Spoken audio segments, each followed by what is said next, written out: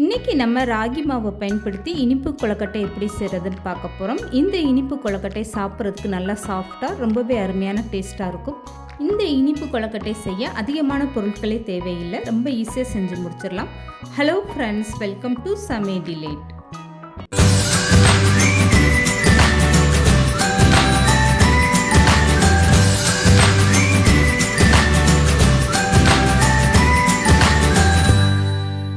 இப்போ ராகி மாவு இனிப்பு கொழுக்கட்டை செய்கிறதுக்காக ஒரு அகலமான பாத்திரம் எடுத்துக்கோங்க. இதில் 1 கப் அளவுக்கு ராகி மாவு சேர்த்துக்கோங்க. இப்போ ஒரு பிஞ்ச் அளவுக்கு உப்பு சேர்த்துக்கோங்க.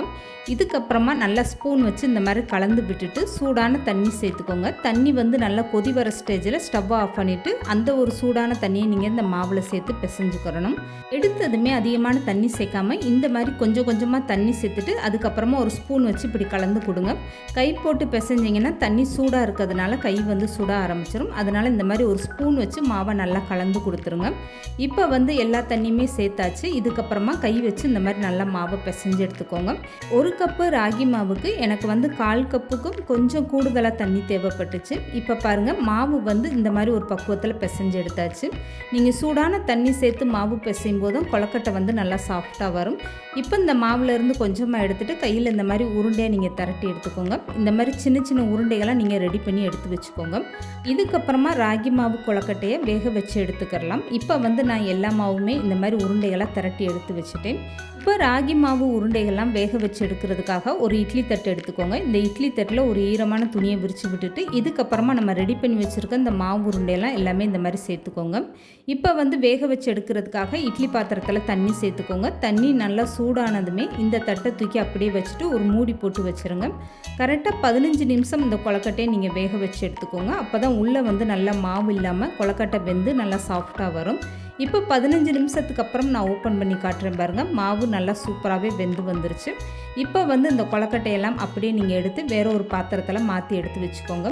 கையில் தொடும்போது இந்த கொழுக்கட்டை எந்த அளவுக்கு நல்லா சாஃப்டாக வெந்து வந்துருச்சு பாருங்கள்.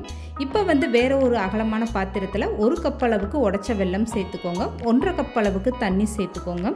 இப்போ ஸ்டவ் ஆன் பண்ணிவிட்டு இந்த வெல்லத்தை நல்லா ஒரு கரண்டி வச்சு கலந்து கொடுங்க. வெல்லம்லாம் நல்லா கரைஞ்சி இந்த மாதிரி கொதி வரட்டும். இதுக்கப்புறமா நீங்கள் இந்த வெள்ளை கரைசலை அப்படியே வடிகட்டி எடுத்துக்கோங்க.